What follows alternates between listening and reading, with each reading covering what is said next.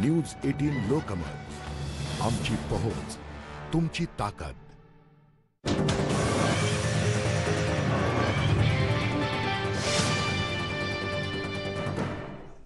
नमस्कार, मी रेणुका। या बुलेटिनमध्ये आपण बघणार आहोत जगाच्या पाठीवर नेमकं काय घडतंय। सुरुवातीची बातमी आहे पोर्तुगलमध्ये सोमवारपासून ॲस्ट्राझेनेकाची लस पुन्हा एकदा वापरली जाणार आहे। सुरक्षेच्या कारणास्तव एक आठवडा ॲस्ट्राझेनेकाची लस वापरायला स्थगिती देण्यात आली होती। युरोपियन युनियनच्या औषध नियामक समितीनं अर्थात EMAनं ही लस सुरक्षित आणि परिणामकारक असल्याचं जाहीर केल्यानंतर पोर्तुगलनं हा निर्णय जाहीर केला। लसीकरण थांबल्यापासून जवळपास 1,20,000 नागरिक यासाठी प्रतीक्षेत आहेत। त्यांना आधी प्राधान्य दिलं जाईल असं पोर्तुगलच्या लसीकरण मोहिमेच्या प्रमुखांनी सांगितलंय। ॲस्ट्राझेनेका लसीमुळे रक्तातल्या गुठळ्या होत नाहीत आणि या लसीमुळे धोकाही कमी होतो असा निष्कर्ष युरोपियन मेडिसिन एजन्सीनं काढला आहे। इटलीतली बातमी आहे, कारण इटलीमध्ये देखील ॲस्ट्राझेनेका लसीचा पुन्हा वापर करायला परवानगी दिल्यानंतर इटलीतल्या नागरिकांनी संमिश्र प्रतिक्रिया व्यक्त केल्यात। ॲस्ट्राझेनेका लसीमुळे रक्तात गुठळ्या होत नाहीत, लसीमुळे धोकाही कमी होतो असा निष्कर्ष युरोपियन युनियनच्या औषध समितीनं काढला आणि त्यानंतर इटलीत ॲस्ट्राझेनेकाच्या वापराला परवानगी देण्यात आली। लसीबद्दल अजूनही काही जणांच्या मनात संशय आहे, पण तरीही आपण लस घेणार असल्याचं इटलीतल्या नागरिकांचं म्हणणं आहे। प्रत्येक औषधाबद्दल थोडाफार धोका असतो, तसा तो यातही आहेच, पण तरीही लस घेणार असल्याचं नागरिकांनी म्हटलंय। काही जणांनी मात्र लस घ्यायला स्पष्ट नकार दिला। इलिनॉयसचे गव्हर्नर JB प्रित्झकर यांनी राज्यातल्या काही निर्बंध कमी करण्याचा निर्णय घेतला। रुग्णसंख्या कमी झाल्यानं आणि लसीकरणाचं प्रमाण वाढण्यानं निर्णय घेण्यात आल्याचं त्यांनी म्हटलंय। सामाजिक संवाद पुन्हा सुरू व्हावा यासाठी निर्बंध कमी करण्याच्या दृष्टीनं पावलं टाकली जातात असंही ते म्हणाले। 16 वर्ष आणि त्यावरील कोणत्याही व्यक्तीला 1 मे पूर्वी लस घेणं शक्य होणार आहे असं अध्यक्ष जो बायडन यांनी जाहीर केलंय। लसीकरणाच्या टक्केवारीवर सार्वजनिक कार्यक्रमांना दिली जाणारी परवानगी अवलंबून असेल असंही ते म्हणाले। न्यूयॉर्कमधल्या क्वीन्समध्ये काही ज्येष्ठ नागरिकांनी मॉडर्ना लसीचा पहिला डोस घेतला। क्वीन्समधल्या सर्वात जास्त धोकादायक आणि असुरक्षित ठिकाणी राहणाऱ्या लोकांपर्यंत लस पोहोचवण्यासाठी हे केंद्र उभारण्यात आलंय। नागरिकांना त्यांच्या जवळच्या ठिकाणी जाणं सगळ्यात जास्त सुरक्षित वाटतं, त्यामुळे हे लसीकरण केंद्र उभारण्यात आलंय। इथे जास्तीत जास्त नागरिक लस घ्यायला येतील असा विश्वास या केंद्राच्या आयोजकांनी व्यक्त केलाय। इट्स युअर टर्न असं म्हणत जो बायडन यांनी पुन्हा एकदा अमेरिकन जनतेला लस घेण्यासाठी आवाहन केलं। लाखो लोकांनी लस घेतली आणि आणखी काही लोकांना लस देणं बाकी आहे असं बायडन म्हणाले। 100 दिवसात 100 मिलियन जणांचं लसीकरण करण्याचं उद्दिष्ट बायडन सरकारनं ठेवलंय। आपण एकत्रित प्रयत्न केले तर येत्या 4 जुलैपर्यंत सर्व काही पूर्वपदावर येऊ शकतं अशी अपेक्षाही बायडन यांनी व्यक्त केली। आपलं प्रशासन 100 दिवसात 100 मिलियन लसी देण्याचं उद्दिष्ट पूर्ण करेल असं अध्यक्ष जो बायडन यांनी जाहीर केलं। हवामानानं दिलेला फटका, हिमवादळं होऊनही आपण लसीकरणात वेळेच्या पुढे आहोत असंही ते म्हणाले। 8 आठवड्यांपूर्वी फक्त 8% ज्येष्ठ नागरिकांनी लस घेतली होती। आता मात्र 65 वर्षांवरच्या 65% लोकांनी किमान लसीचा 1 डोस तरी घेतला असंही बायडन यांनी सांगितलं। अमेरिकेचे साथरोग तज्ज्ञ डॉक्टर अँथनी फॉसी आणि केंटकीचे रेड पॉल यांच्यात चांगलाच वाद रंगलाय। पॉल नुकतेच कोरोनातून बरे झालेत आणि त्यांनी कॅपिटॉलमध्ये मास्क घालायला नकार दिला होता। ज्यांनी लस घेतली किंवा ज्यांना संसर्ग झालाय ते संसर्ग पसरवतात याचा पुरावा काय असा सवाल त्यांनी विचारलाय। जर आमच्यामुळे संसर्ग पसरत नाही तर मग हे सगळं नुसतं नाटक नाहीये का असंही त्यांनी सवाल उपस्थित केलाय। एकदा कोरोनाच्या संसर्गातून बरं झाल्यावर पुन्हा त्यांच्यामुळे संसर्ग होण्याची शक्यता खूप कमी आहे असा त्यांचा दावा आहे आणि त्यामुळे सध्याचं धोरण गैरसमजांवर आधारित आहे असा दावा त्यांनी केलाय। वॉशिंग्टनमध्ये 31 मार्चपासून लसीकरण मोहीम सुरू होते। यात रेस्टॉरंटमधील कर्मचारी आणि 2 किंवा 3 अटींमध्ये बसणाऱ्या लोकांना लस दिली जाईल असं वॉशिंग्टनचे गव्हर्नर जे इन्स्ली यांनी जाहीर केलंय। किराणा दुकानातील कामगार, कायदा आणि कृषी क्षेत्रातील कर्मचारीही आता लसीकरणासाठी पात्र ठरतील। तसंच गर्भवती महिला आणि काही व्यंग असलेल्या लोकांनाही आता लसीसाठी परवानगी देण्यात आली। मलेशियामध्ये लसीकरण मोहीम सुरू झाली आहे। चीनची सिनोवॅक बायोटेक ही लस मलेशियात दिली जाते। मलेशियाचे विज्ञान, तंत्रज्ञान आणि संशोधन मंत्री खैरे जमालुद्दीन यांनी पहिली लस घेतली। लस घेतल्यानंतर आपल्याला सुरक्षित वाटल्याची प्रतिक्रिया त्यांनी दिली। मलेशियात 3 टप्प्यात लसीकरण मोहीम राबवली जाते। पहिल्या टप्प्यात फ्रंटलाईन वर्कर्स, दुसऱ्या टप्प्यात जास्त धोका असलेले रुग्ण, तर तिसऱ्या टप्प्यात 18 वर्षांवरच्या व्यक्तींचं लसीकरण केलं जाणार आहे। यावर्षी NCAAची बास्केटबॉल टुर्नामेंट होणार आहे आणि काही काळ बंद असलेली बार्स आणि रेस्टॉरंट्स देखील आता तिथे उघडली जातात। अर्थात परिस्थितीत फरक असेल तरच, आणि या स्पर्धेसाठी मर्यादित प्रेक्षकांनाच प्रवेश मिळू शकेल। बार आणि रेस्टॉरंट्समध्ये बसूनही स्पर्धा बघण्याचा आनंद आणि उत्साह तिथे असणार आहे, पण अर्थातच त्यावर मर्यादा आहे। काही बारच्या आतमध्ये मर्यादित संख्येत प्रवेश दिला जाणार आहे आणि तिथे मास्क घालणं, सुरक्षित अंतर पाळणं आवश्यक असेल। पाकिस्तानमध्ये कोरोना संसर्ग वाढतोय. सर्वाधिक प्रादुर्भाव असलेल्या क्षेत्रांमध्ये स्मार्ट लॉकडाऊन करण्यात आले आहे. परिसरात सर्व बाजार, शॉपिंग मॉल्स, कार्यालय, रेस्टॉरंट्स बंद असतील. भाजीची दुकानं, हॉस्पिटल्स, औषधांची दुकानं, बेकरी आणि दुधाची दुकानं सुरू राहतील. गुजरात, सियालकोट आणि हाफिजाबादमध्ये लॉकडाऊन लावण्यात आलंय असं पंजाबचे आरोग्यमंत्री यास्मीन रशीद यांनी म्हटलंय. नागरिकांपर्यंत मोनोक्लोनल अँटीबॉडीजबद्दलची माहिती देण्यासाठी बायडन प्रशासनाकडून तब्बल $150 मिलियन खर्च केले जात आहेत. याची तपासणी वेळेत झाली तर आजाराची तीव्रता आणि हॉस्पिटलमध्ये जाण्याची गरज लागणार नाही, अशी माहिती व्हाईट हाऊसच्या टास्क फोर्सच्या प्रमुख डॉक्टर मार्केल मेथ यांनी दिली आहे. सध्या 5,000 ठिकाणांवर ही सुविधा उपलब्ध करून दिल्याचंही त्या म्हणाल्या. बेल्जियमच्या ब्रसेल्समध्ये हेसेल या उपनगरात काही ज्येष्ठ नागरिकांनी ॲस्ट्राझेनेका लसीचा पहिला डोस घेतला. ॲस्ट्राझेनेका सुरक्षित असल्याचा निर्वाळा यूच्या आरोग्य समितीनं दिलाय आणि त्यानंतर ॲस्ट्राझेनेकाचं लसीकरण पुन्हा सुरू झालंय. बेल्जियममध्ये कोरोनाची दुसरी लाट येण्याचा धोका आहे आणि त्यामुळे जास्तीत जास्त लसीकरणावरच भर दिला जातोय. अर्जेंटिनाचे अध्यक्ष अल्बर्टो फर्नांडिस यांनी देशातल्या जनतेशी टीव्हीवरून संवाद साधला. कोरोनाच्या नवीन स्ट्रेनबद्दल त्यांनी इशारा दिलाय. काही परदेशी पर्यटकांसाठी देशाच्या सीमा बंद राहणार असल्याचंही ते म्हणाले. अर्जेंटिनाच्या नागरिकांनीही परदेशी प्रवास करू नये असं आवाहन त्यांनी केलंय. लस याला उशीर होत असल्याचं देखील ते म्हणाले. अर्जेंटिनाला आणखी 65 मिलियन डोसेसची गरज आहे, पण आतापर्यंत फक्त 40 लाख डोसेस अर्जेंटिनाला मिळाल असंही ते म्हणाले आहेत. स्पेनमध्ये येत्या बुधवारपासून ॲस्ट्राझेनेका लसीचा वापर पुन्हा सुरू होईल, पण लसीकरणाआधी आरोग्य अधिकारी लस नेमकी कोणाला दिली जाऊ शकते यावर पुनर्विचार करतील. लसीबद्दलची नव्यानं आलेली मार्गदर्शक तत्वांची अंमलबजावणी करणं डॉक्टरांना बंधनकारक असेल. आरोग्यमंत्री कॅरोलिना डारियस यांनी याबद्दलची माहिती दिली. फ्रान्समध्ये कडक लॉकडाऊन न लावता नियमांमध्ये बदल करण्याचा निर्णय घेण्यात आला. या नियमांऐवजी मोकळ्या हवेत फिरण्यावर भर दिला जाणार आहे.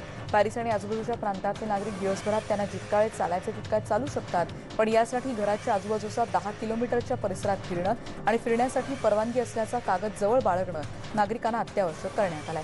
फ्रान्सचे पंतप्रधान जीन कास्टेक्स यांनी याबद्दलची घोषणा केली. अत्यावश्यक असेल तरच इतर प्रांतात फिरण्याची परवानगी देण्यात आली आहे. संचारबंदी 1 तासानं कमी करण्यात आली. शाळा सुरू राहू शकतील, पण क्रीडा प्रकारांना परवानगी नाकारण्यात आली आहे.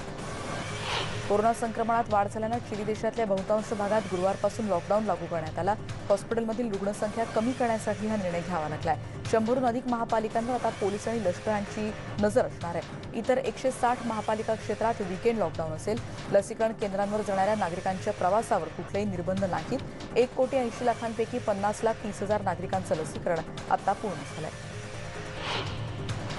मेक्सिकोमध्ये सीमाशुल्क अधिकाऱ्यांनी स्पुटनिक व्ही लसीच्या कुपींचा साठा जप्त केलाय. होंडुरासकडे हा साठा नेला जात होता. या कुपी बनावट असल्याचं रशियन अधिकाऱ्यांनी सांगितलंय.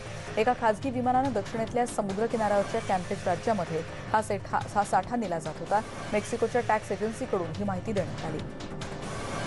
कोरोना रुग्णांना कोरोना निगेटिव्ह झाल्यानंतरही काही त्रास जाणवतात आणि अशा रुग्णांना घरपोच वैद्यकीय सुविधा देण्याचा निर्णय व्हेनेझुएलातल्या डॉक्टरांनी घेतलाय.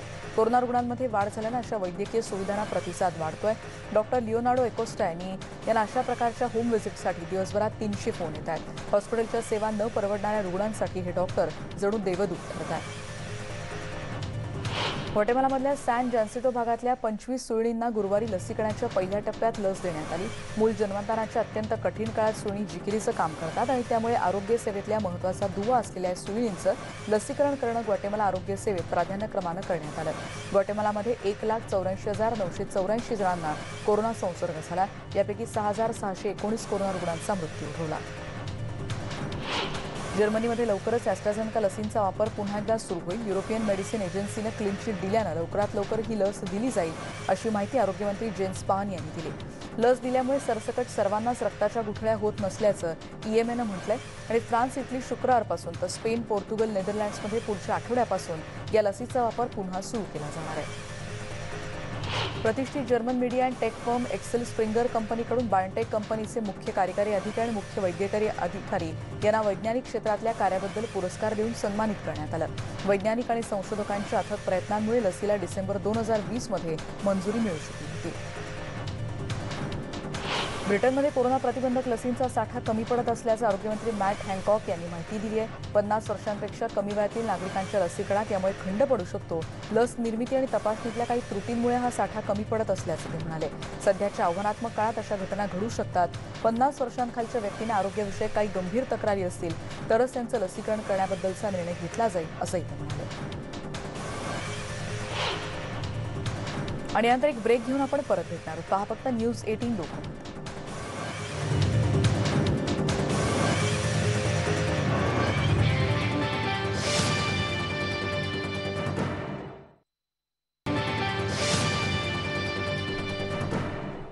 बातम्या पुन्हा एकदा आपण थोडक्यात बघणार आहोत. आता बातमी आहे रशियाची. राष्ट्राध्यक्ष व्लादिमीर पुतीन यांनी अमेरिकेचे राष्ट्राध्यक्ष जो बायडन यांना दोन्ही देशांमध्ये चांगले संबंध प्रस्थापित करण्यासाठी चर्चा करण्यासाठी निमंत्रित केलंय.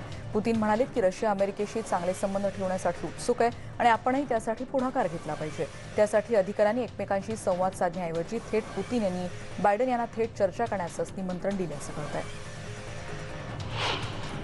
रशियानं अवलंबलेला हुकुमशाही मार्ग देशाला अधोगतीकडे नेणारा आहे आणि हे चिंताजनक आहे असं गुरुवारी वक्तव्य केलं युरोपियन युनियनच्या परराष्ट्र धोरण प्रमुखांनी. जोसेफ बोरेल इटलीच्या दौऱ्यावर होते आणि त्यावेळी बोरेल इटलीचे परराष्ट्रमंत्री लुईगी दी मारियो यांना रोम इथे भेटले. त्यांच्याशी झालेल्या संवादात त्यांनी ही चिंता व्यक्त केली. अमेरिकेचे राष्ट्राध्यक्ष जो बायडन यांनी पदभार स्वीकारल्यानंतर अमेरिका आणि चीनमधल्या उच्च अधिकाऱ्यांमध्ये तणावाचे संबंध दूर करण्यासाठी चर्चा सुरू झाली. अमेरिकेचे राज्य सचिव अँटनी ब्लिंकेन आणि राष्ट्रीय सुरक्षा सल्लागार जेक सुलिव्हान ही गुरुवारी अलास्का येथे चीनचे 2 मुत्सद्दी स्टेट काउन्सिलर वांग यी आणि चीनी कम्युनिस्ट पक्षाचे परराष्ट्र व्यवहारांचे प्रमुख यांग जी यांची त्यांनी भेट घेतली होती. अमेरिकेच्या सिनेटनं व्यापार मंत्री म्हणून कॅथरीन ताय यांच्या नावावर शिक्कामोर्तब झाल्यानंतर उपाध्यक्ष कमला हॅरिस यांच्या अध्यक्षतेखाली कॅथरीनना मंत्रिपदाची शपथ देण्यात आली. हे पद ग्रहण करणाऱ्या पहिल्या महिला आशियाई अमेरिकन महिला त्या ठरल्या आहेत. अमेरिकेतल्या संसदेत नैसर्गिक आपत्तीतून बचावलेले त्याचबरोबर युद्धस्थितीतून जिवंत राहिलेले स्थलांतरित आणि स्वप्नपूर्तीसाठी अमेरिकेत आलेल्या तरुणांना नागरिकत्व देण्याच्या विधेयकावरून वर्षाच्या सुरुवातीलाच घमासान झालं होतं आणि तरी देखील 228 पैकी 197 मतं मिळवत या विधेयकाला मंजुरी देण्यात आली होती. यामुळे 2 दशलक्ष पीडितांना आता नागरिकत्व मिळण्याचा मार्ग मोकळा होऊ शकला. चीनच्या 76 वर्षाच्या एका महिलेनं तिला मारहाण करणाऱ्याला शिक्षा करण्यासाठी स्वतः लढा द्यायला सुरुवात केली आहे. सॅन फ्रान्सिस्कोच्या डाऊनटाऊन शहरातल्या एका कमी गर्दीच्या रस्त्यावर अज्ञातांनी या महिलेला मारहाण केली. या हल्ल्यामुळे महिलेला जखमा देखील झाल्यात. गुरुवारी तिच्यावर हल्ला करणाऱ्यांना अटक झाली. जिओ झेन झी यांनी KPIX या वाहिनीशी बोलताना म्हटलंय की हा रस्ता क्रॉस करण्यासाठी उभे असताना अचानक एका व्यक्तीनं येऊन त्यांना विनाकारण ही मारहाण केली होती. न्यूयॉर्कचे नागरिक आणि अटलांटा इथल्या स्पा सेंटरमध्ये मारल्या ज्यांचा मृत्यू झाला त्या तिघांसाठी शोक व्यक्त करण्याकरता इथे एकत्र आले होते. आठवड्यात एकूण 8 जणांचा हल्ल्यामध्ये बळी गेला आणि या बळी गेल्यांपैकी 7 महिला आहेत आणि त्यातल्या 6 या आशियाई वंशाच्या आहेत.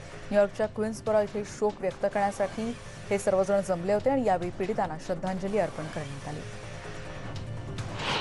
तुर्कस्तानच्या तटरक्षक दलानं 158 स्थलांतरितांना पश्चिम किनाऱ्यावर वाहून जात असताना वाचवल्याचं समोर आलंय.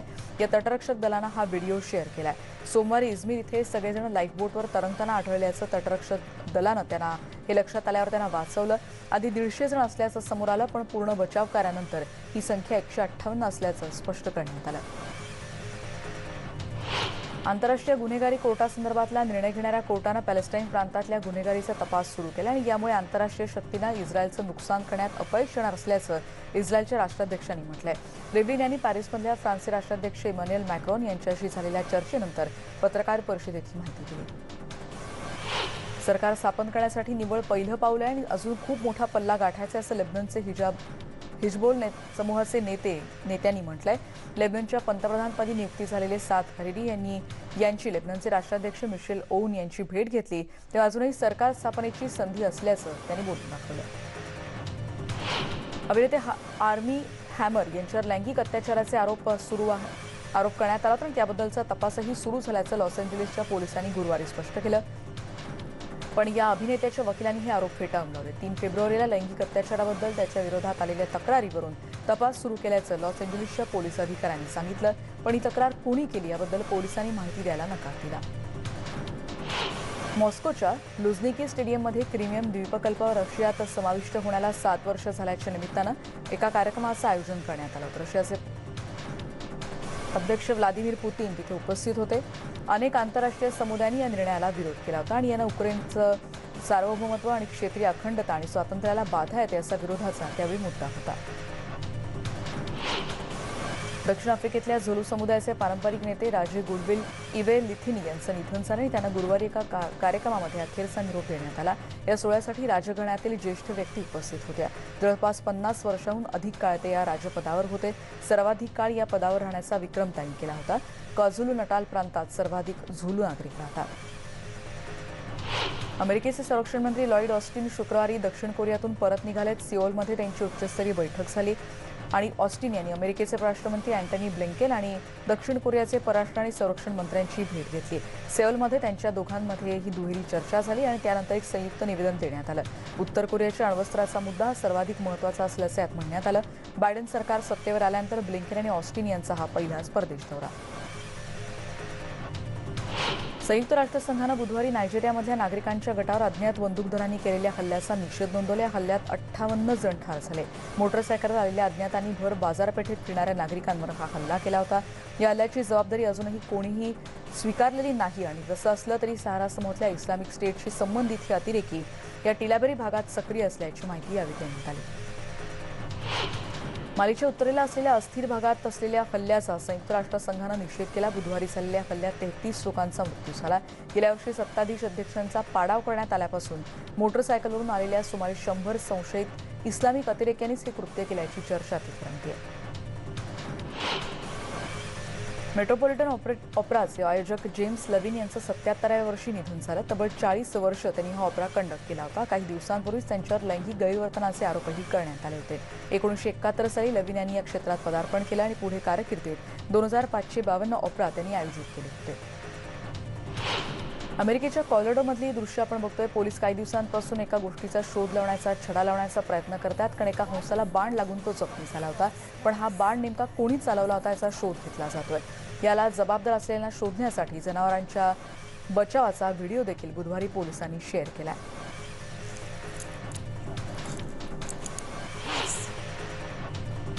अमेरिकेच्या काही भागात मोठे कीटक घरटी करायला या हंगामात सुरुवात करत असतात आणि ज्यांना मर्डन होनेट्स अर्थात गांधील माशांचा हा उपद्रव वाढतो आणि त्याविरोधात अमेरिका आणि कॅनडामधल्या शास्त्रज्ञांनी आता मोहीम हाती घेतली आहे। ऋतूमध्ये घरटं करण्यासाठी प्रयत्न करत असलेल्या या राणी माशांना पकडण्यासाठी हजारो तिथे सापळे आता रचले जातात आणि त्यांना अटकवण्याचा प्रयत्न तिथे केला जातोय अशी देखील माहिती आता समोर येते। अमेरिकेतली ही दृश्य आपण बघतोय। लॉस एंजेलिसच्या समुद्र किनाऱ्यावर एका वेल माशाचा मृत्यू झाला। तब्बल 25 फुटांचा हा मासा डॉकविलर समुद्र किनाऱ्यावर आढळला होता। माशाला दुसरीकडे नेण्याचा प्रयत्न केला असता तर माशाला गंभीर स्वरूपाची जखम होण्याची शक्यता होती अशी माहिती लॉस एंजेलिस अग्निशमन दलाच्या बचाव पथकाने दिली। नासानं स्पेस लॉन्च सिस्टीमच्या RS-25 इंजिनची तपासणी केली। मिसिसिपीच्या स्टेनिस अंतराळ केंद्रात गुरुवारी ही तपासणी करण्यात आली। या तपासणीचा कालावधी 8 मिनिटांचा होता अशी माहिती देखील त्यानंतर नासाकडून देण्यात आली। नूतनीकरणाच्या कामामुळे बंद असलेलं ब्राझीलमधलं रिओ दी जानेरोमधलं प्राणी संग्रहालय तब्बल 17 महिन्यानंतर गुरुवारी पुन्हा खुलं करण्यात आलं। याद्वारे 1000 प्राण्यांसाठी मोकळी जागा आता त्यामुळे तयार करण्यात आली आहे। दुर्मिळ जातीतल्या प्राण्यांना याद्वारे चांगला अधिवास देण्याचा प्रयत्न यातून केला जाणार आहे। ब्राझीलच्या लॅटिन अमेरिकेतल्या एका भागामध्ये मोठ्या बागांची निर्मिती आता केली जाते। सुमारे 21 जण फुटबॉलच्या आकाराच्या शेतात काम करून एका महिन्यात सुमारे 2 टन सेंद्रिय फळं आणि भाज्याचं उत्पादन तिथे घेतात।